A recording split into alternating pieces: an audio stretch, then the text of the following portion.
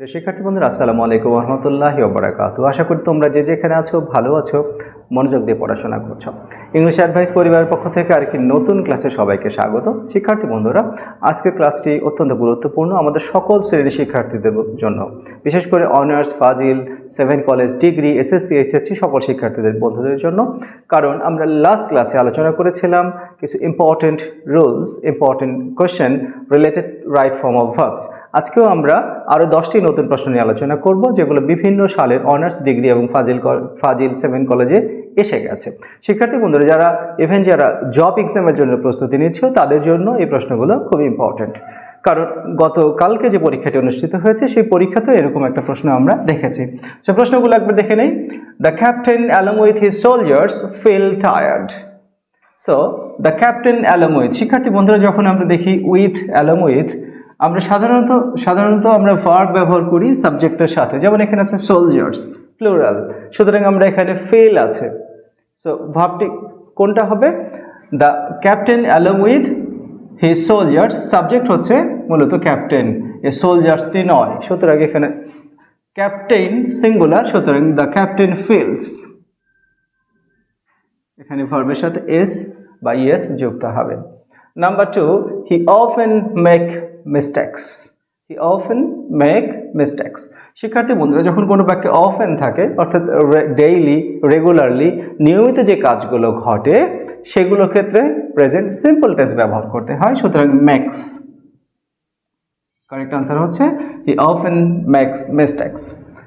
টি remove darkness. So আমরা যে চা খাই, সে চায়ের খাওয়ার ফলে আমাদের ডার্কনেস বা টায়ার্ডনেস কি হয়?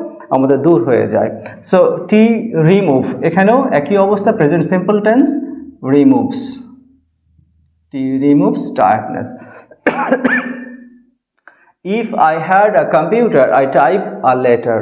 খুবই কমন আইটেম, যখনই আমরা ইফ যুক্ত বাক্য দেখব এগুলোকে আমরা জানি কন্ডিশনাল সেন্টেন্স। সো কন্ডিশনাল সেন্টেন্সে কয় রকম কন্ডিশন আমরা পড়েছি? 4 প্রকার। আমরা আগে ডিটেইল আলোচনা করেছি।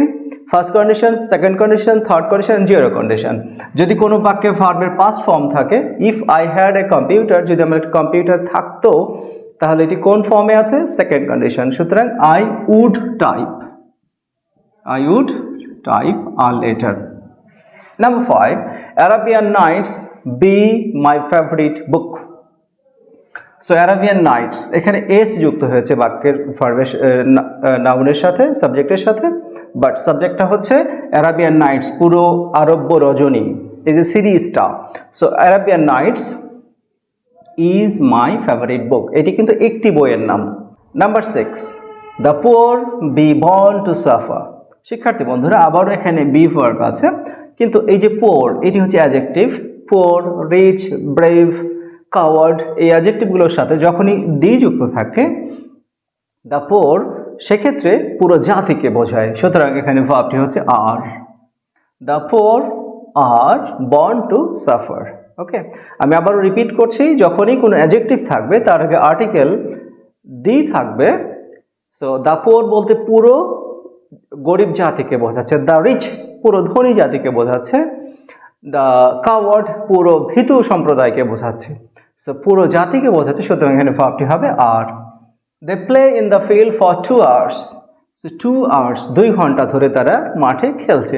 সো 2 ঘন্টা, যখনই সময়ের একটা লম্বা সময় ডিউরেশন আসছে, সুতরাং এটি কোন টেন্স? Perfect continuous tense. সুতরাং they have been playing for 2 hours. One should not say anything without no. শিক্ষার্থী বন্ধুরা, নাম্বার 8 যে প্রশ্নটি আমরা আলোচনা করছি খুবই ইম্পর্টেন্ট। আমরা অনেক প্রশ্নে এরকম সিমিলার সেন্টেন্স দেখতে পাবো, যেখানে বাক্যে একটি ভার্ব আছে নো, বা এক্সট্রা একটি ভার্ব আছে। এখানে মূল ভার্ব হচ্ছে on should not say.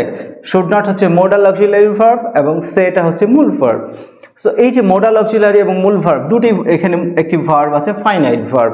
So একটি বাক্যে একাধিক ফাইনাইট ভার্ব যখনই থাকবে, তখন সেকেন্ড ভার্বের সাথে অলওয়েজ আমাদের কি করতে হবে? সেটা হয় প্রেজেন্ট পার্টিসিপল হবে, পাস্ট পার্টিসিপল হয়ে যেতে পারে, সেটা হবে নন ফাইনাইট ভার্ব। সুতরাং এটা non finite verb, present participle করে দিব আমরা knowing. One should not say anything without knowing. কেন হলো? কারণ এটি এই বাক্যের নন ফাইনাইট ভার্ব, এটি সেকেন্ড 2 নাম্বার ভার্ব, কারণ প্রথম ভার্বটি হয়েছে সেটা হচ্ছে মূল verb. Number 9, he not yet finish the work. শিক্ষার্থী বন্ধুরা, কোনো বাক্যে যদি ইয়েট থাকে, recently, just now, already, yet, সেগুলো present perfect tense. Present perfect tense structure কেমন হবে? He has not finish yet the work. He has not finished. Have not অথবা has not যুক্ত করব, তারপরে মূল ভার্বের past participle form. So had not finished, finished the work. He had not yet finished the work. So আমি repeat আবারও বলে দিলাম, walk fast lest you miss the train. শিক্ষার্থী বন্ধুরা, আমরা অনেক বাক্যে লেস যুক্ত একটি শব্দ পাবো। লেস যখনই আমরা পাবো, লেস শব্দের অর্থ কি দাঁড়ায়? যাতে না হয়। সেক্ষেত্রে বারবার এই প্রশ্নটা আমরা পেয়ে থাকি সাবজেক্টের পরে should plus verb. So you should miss the train. So এভাবে আমরা প্রশ্নটি সলভ করব। Thank you for watching this class.